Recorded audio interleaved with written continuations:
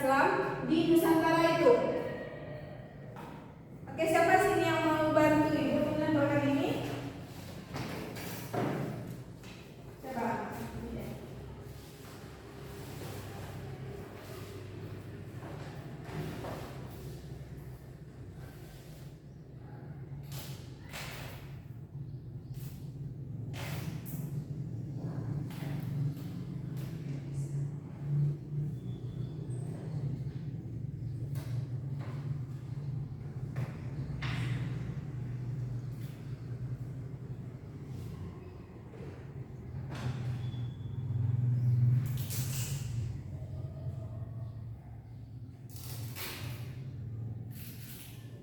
Kalau saudara hitam maksudnya?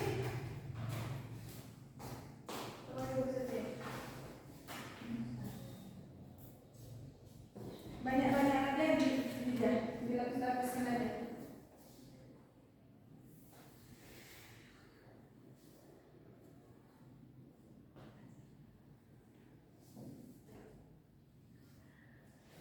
Udah bisa? Bisa, Bu.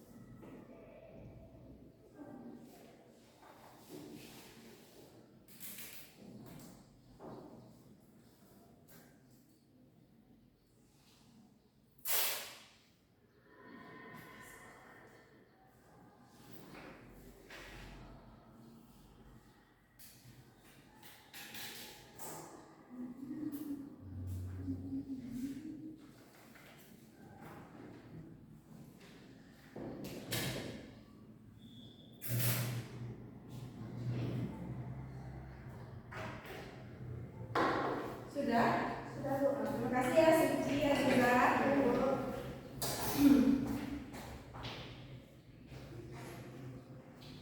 Ya, pada hari ini kita belajar tentang kerajaan Islam di Nusantara. Kerajaan Islam di Nusantara itu banyak, diantaranya ada kerajaan apa saja? Samudra Pasai, kemudian kerajaan Mataram, Demak, kemudian Ternate dan Tidore, dan banyak kerajaan Islam yang ada di Nusantara. Namun pada pertemuan hari ini kita akan membahas tentang Samudra Pasai.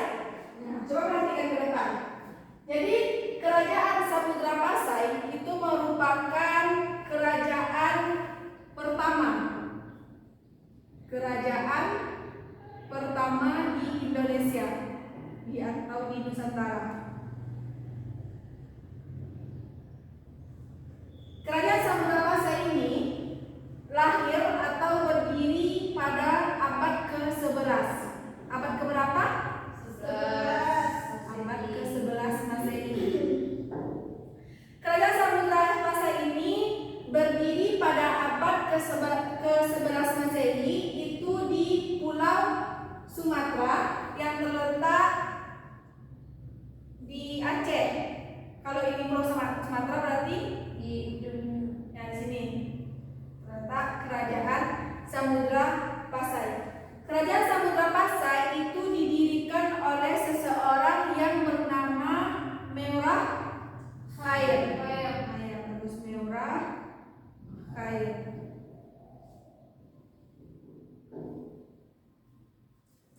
Jadi Ananda, kerajaan Samudra Pasai itu yang berkuasa di kerajaan tersebut ada 2 dinasti.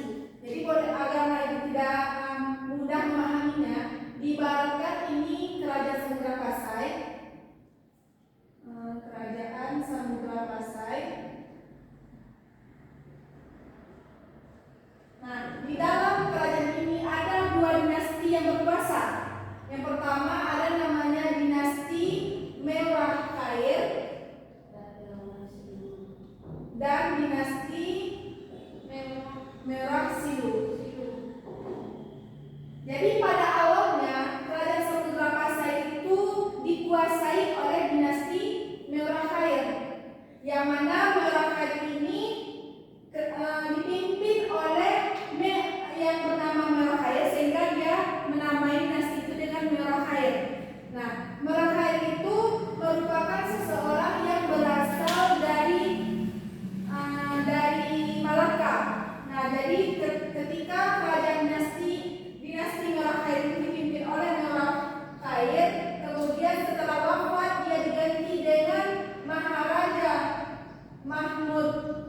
Shah.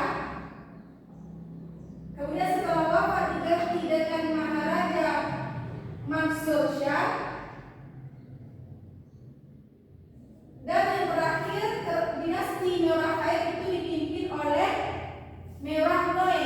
Nah, pada masa Merah Noe inilah terjadi keruntuhan, di mana menjadi masa keruntuhan dinasti Merah Khair karena Merah Khair ini tidak memiliki keturunan. Nah, maka dengan itulah karena tidak memiliki keturunan terjadilah perebutan kekuasaan pada dinasti Merah Khair ini. Setelah runtuhnya Merah Khair, dinasti Merah Khair itu di dalam kerajaan Samudra Pasai berdiri pula lah dinasti Merah Silu yang dipimpin oleh Merah Silu atau disebut dengan gelarnya itu Sultan, siapa yang tahu?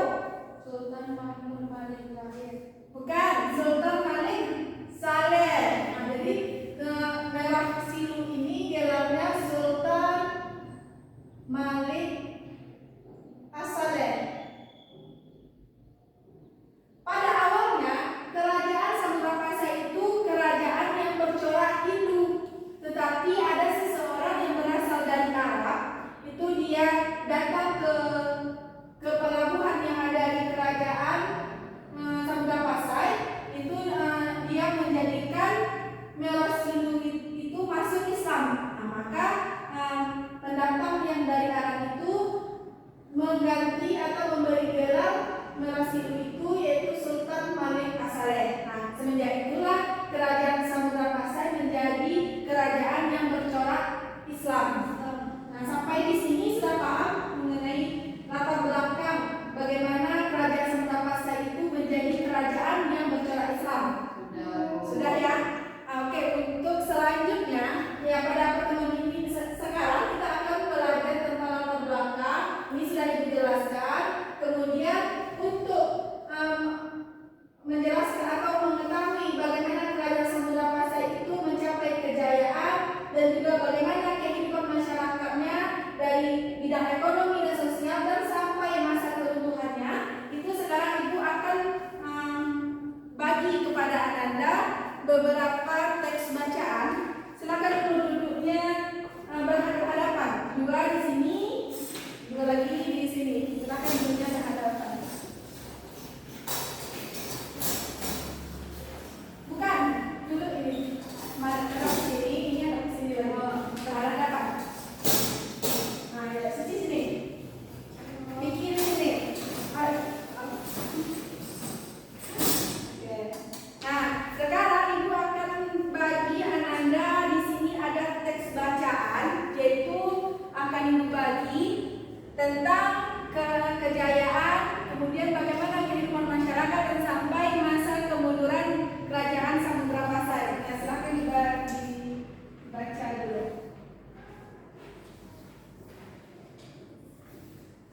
Jadi tugas Ananda itu temukan di informasi-informasi pada teks yang dibagikan itu tentang masa kejayaannya, kemudian kehidupan masyarakat dan sampai kemundurannya di teks itu. Ya Bu, silakan Ibu beri waktu sekitar 5 menit ya.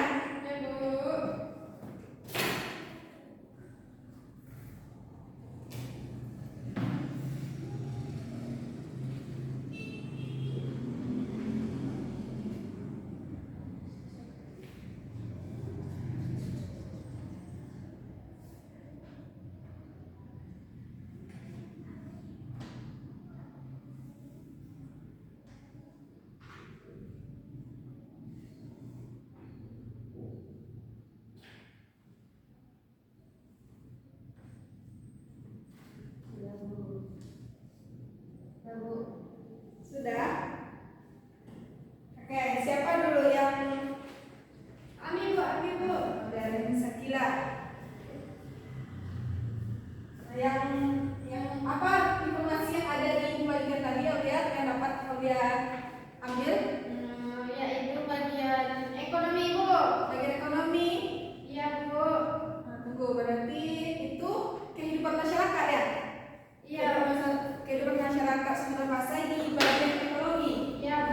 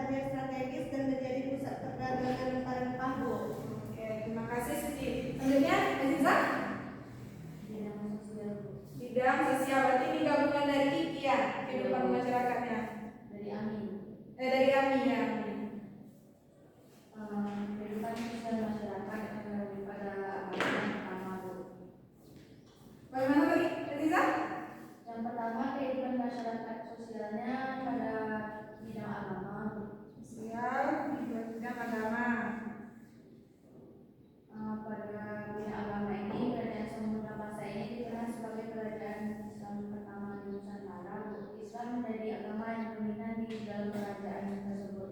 Oke. Kemudian adanya ulama-ulama yang terkemuka dari kerajaan tersebut. Kemudian pada bidang sistem pemerintahan, kerajaan Samudra Pasai ini memiliki pemerintahan yang terorganisir secara baik. Kerajaan memegang kekuasaan tertinggi dan dibantu oleh para menteri dan pejabat kerajaan. Kemudian yang ketiga, sistem sosial, Bu.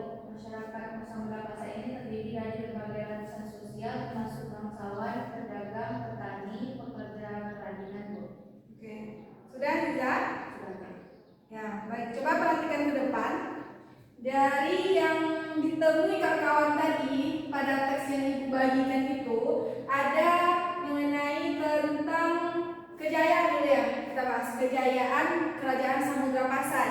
Nah, kejayaan Samudra Pasai itu pada masa Sultan Mahmud Malik Zahir. Nah, ya, Sultan Mahmud Malik Zahir. Nah, pada masa ini menjadi kerajaan, menjadi masa kejayaan atau masa keemasan, yaitu karena pada masa itu Kerajaan Samudra Pasai menjadi pusat perdagangan internasional. Nah, ada faktor-faktor pendukung yang menjadikan masa itu menjadi masa keemasan karena siapa tahu? Ya, bagus Suci, berapa Suci dulu. Karena tempatnya yang strategis, jadi pada masa itu didirikanlah sebuah pelabuhan yang ada di Samudra Pasai. Jadi setiap negara itu pergi ke sana berkumpul berdagang di sana. Jadi dijadikanlah Kerajaan Samudra Pasai itu menjadi pusat perdagangan internasional. Nah, oke. Selanjutnya kita bahas tentang kehidupan masyarakat yang disampaikan oleh Ami tadi, kemudian oleh Aziza. Nah, kehidupan masyarakat di Kerajaan Samudra Pasai itu tentang ekonomi ya. Jadi mengenai ekonomi itu perdagangan dan juga pertanian. Sebagaimana tadi karena sudah memiliki pelabuhan, kemudian menjadi pusat perdagangan internasional. Itulah menjadi kehidupan masyarakat di sana, menjadi seorang pedagang dan juga petani, dan dia mampu untuk mengekspor barang-barangnya ke luar daerah seperti ke Cina, ke Arab dan ke tempat lainnya. Kemudian di bagian sosial itu Kerajaan Samudra Pasai menjadi kerajaan pertama di Indonesia yang bercorak Islam. Bercorak Islam yang mana itu berasal dari seseorang yang berasal dari Arab. Nah, itu yang kemudian kehidupannya di sana ada yang menjadi bangsawan, ada yang menjadi pedagang, dan juga ada yang menjadi petani. Nah, kemudian kita masuk kepada masa kemunduran. Masa kemunduran itu pada masa kekuasaan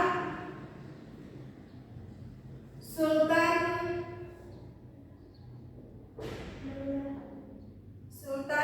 Zainuddin.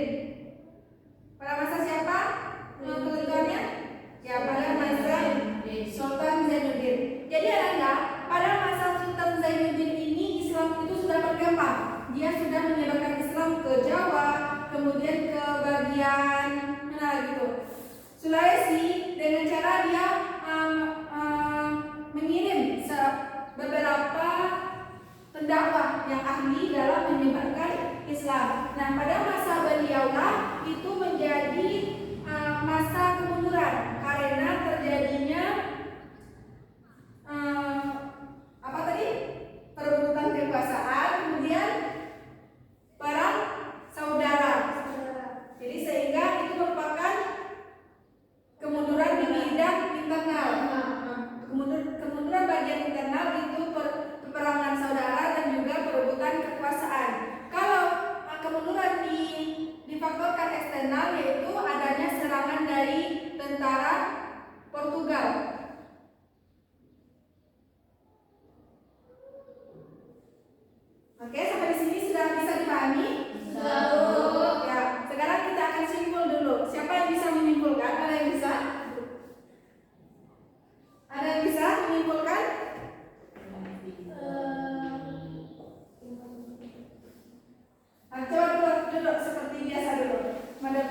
ke depan. Sudah ada yang bisa? Tidak, ada Bu. Tunggu dulu ya, bagian latar belakang dari siapa yang bisa menyimpulkan yang bagian ini? Sedikit saja. Coba Amin. Kalau salah nggak apa-apa ya Bu. Ya, apa? Kerajaan Islam di Nusantara itu yang pertama didirikan oleh dinasti Mewah, Ya, kemudian dilanjutkan oleh dinasti Mewah itu. Ya, bagus. Terima kasih. Biar Amin senilai, hapus dulu. Ini belum kita beri tepuk wow untuk Amin. Coba 1, 2, 3. Tepuk wow. Very great. Very old. Very great. Wow. Oke, terima kasih Amin. Jadi kita simpulkan kembali ya. Tentang Samudra Pasca itu latar belakangnya yang pertama didirikan oleh dinasti Murakair. Setelah runtuh dialihkan menjadi dinasti Merasidu. Itu latar belakang dari kerajaan Samudra Pasai. Nah, kemudian kejayaannya yaitu pada masa Sultan. Ya, pada masa Sultan Zaid. Salah. Ya, terima kasih Suci. Jadi kerajaan Samudra Pasai itu masa kejayaannya Sultan Mahmud Ali Zahir. Sultan Mahmud Ali Zahir yang pada masa itu Samudra Pasai menjadi pusat perdagangan internasional. Kemudian yang dipermasyarakat itu di bagian ekonomi sebagai pedagang dan juga petani. Kemudian di sosial, kerajaan Samudra Pasai itu menjadi agama Islam yang pertama di Indonesia. Kemudian kalau kemunduran ada 2 faktor, yaitu faktor internal dan eksternal. Ya, internal itu adanya saudara yang berebutan kekuasaan. Kemudian kalau eksternal adanya Oke, berarti sudah paham ya sampai di sini? Nah, sebelum itu Ibu ada ini silakan Anda kerjakan saja di rumah sebagai PR ya. Dikerjakan di rumah pada halaman 28. Coba lihat dulu. Halaman 28 adalah soal kan? Soal esai kan? Ya, silakan Anda kerjakan itu di rumah. Dan untuk minggu lalu silakan anak-anak Ibu baca-baca juga materi kita tentang kerajaan Demak. Ada di buku agaknya, silakan dibaca itu. Sampai sini tidak ada yang ditanyakan kan? Tidak. Oke. Sebelum itu, baik kita tutup pembelajaran hari ini dengan membaca Alhamdulillahirrahmanirrahim. Baik, assalamualaikum warahmatullahi wabarakatuh.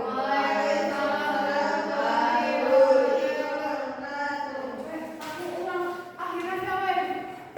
Doakan aku deh. Kesimpulannya belum ada aku.